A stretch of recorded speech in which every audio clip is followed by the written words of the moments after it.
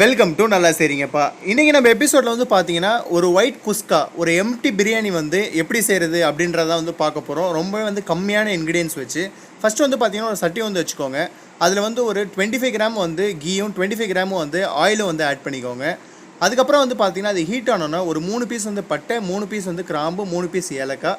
அதை லைட்டாக பொரிஞ்ச உடனே பார்த்தீங்கன்னா நம்ம வந்து ஒரு 2 மீடியம் சைஸ்டு ஆனியன் வந்து வச்சுருக்கோம். அதை போட்டு இது வந்து பிரியாணி அளவுக்கு வந்து ப்ரௌன் ஆகணும்னு அவசியம் இல்லை, ஒரு லைட்டாக வந்து கலர் சேஞ்ச் ஆனாலே போதும்.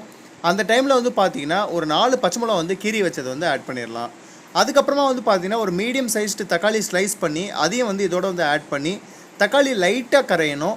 லைட்டாக வந்து கரைஞ்சதுக்கப்புறம் வந்து பார்த்தீங்கன்னா ஒரு 2 ஸ்பூன் வந்து ஜிஞ்சர் கார்லிக் பேஸ்ட் வந்து ஆட் பண்ணுறோம். ஸோ ஜிஞ்சர் கார்லிக் பேஸ்ட் வந்து ஆட் பண்ணதுக்கப்புறமா கொஞ்சம் நல்லாவே வந்து கிளறி விட்டுக்கோங்க, ஏன்னா ஜிஞ்சர் கார்லிக் பேஸ்ட் போட்ட உடனே வந்து பிடிக்கும்.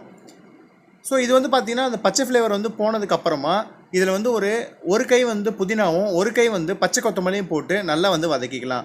அதே டைமில் வந்து பார்த்திங்கன்னா நான் வந்து இந்த டம்ளரில் தான் வந்து மெஷர்மெண்ட் எடுத்திருக்கேன். நான் வந்து 2 கிளாஸ் வந்து பாஸ்மதி ரைஸ் எடுத்திருக்கேன். அதை நல்லா வந்து வாஷ் பண்ணி தண்ணியில் வந்து ஊற வச்சுருக்கேன். ஸோ இப்போ வந்து பார்த்திங்கன்னா இந்த புதினா கொத்தமல்லி வந்து நல்லா வந்து வதங்கிடுச்சு. இதில் வந்து ஒரு 7 ஸ்பூன் வந்து நம்ம தயிர் வந்து ஆட் பண்ணிக்கிறோம். ஸோ தயிரையும் வந்து ஆட் பண்ணி நல்லா வந்து மிக்ஸ் பண்ணி விட்டுக்கலாம். தேவையான அளவு வந்து இதோட உப்பை வந்து இப்போயே நம்ம வந்து ஆட் பண்ணிடலாம். அதுக்கப்புறமா வந்து பார்த்திங்கன்னா நான் 1 டம்ளர் வந்து பாஸ்மதி ரைஸ்க்கு வந்து 1.25 டம்ளர் வந்து தண்ணி, அதையும் வந்து நான் மெஷர் பண்ணி வந்து ஊற்றிட்டேன்.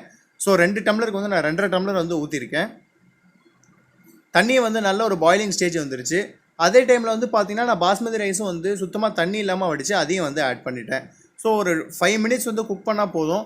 இந்த அளவுக்கு வந்து உங்களுக்கு தண்ணி வந்து ஃபுல்லாகவே அப்சர்வ் பண்ணிவிடும். இந்த டைமில் நம்ம வந்து தம் போட போகிறோம். கீழே வந்து ஒரு தோசை தவா வச்சு மேலே ஒரு தட்டு வச்சு க்ளோஸ் பண்ணி அதுக்கு மேலே ஒரு வெயிட் வந்து வைக்கிறோம். ஒரு 20 மினிட்ஸ் தம் வச்சா போதும். ஸோ இப்போ நம்மளது வந்து ரெடி ஆகிடுச்சு. நீங்கள் பார்க்கும்போதே தெரியுது பாருங்கள், ரைஸ் வந்து ஒட்டாமல் சிங்கிள் ரைஸாக வந்து உங்களுக்கு வந்து பார்க்கும்போதே வந்து பர்ஃபெக்டாக தெரியுது. நீங்கள் வந்து ரைஸ் எடுக்கும் போதும் வந்து பார்த்தீங்கன்னா வந்து கொஞ்சம் கூட உடையவே இல்லை, எல்லாமே வந்து தனித்தனியாக தான் வந்து உதிருது. ஸோ வந்து ரொம்ப வந்து டேஸ்டியான நம்ம ஒயிட் குஸ்கா வந்து ரெடி ஆகிடுச்சு. நீங்களும் வந்து வீட்டில் வந்து ட்ரை பண்ணி பாருங்கள். ரொம்பவே வந்து ஈஸி தான். இன்க்ரீடியன்ஸும் வந்து அதிகம் கிடையாது. நம்ம வீட்டில் வச்சுருக்க சிம்பிளான இன்க்ரீடியன்ஸ் வச்சு வந்து செய்ய முடியும். என்னோடய வீடியோஸ் வந்து பிடிச்சிருந்ததுன்னா ஷேர் பண்ணுங்கள், லைக் பண்ணுங்கள், சப்ஸ்கிரைப் பண்ணுங்கள். நல்லா செய்கிறீங்கப்பா.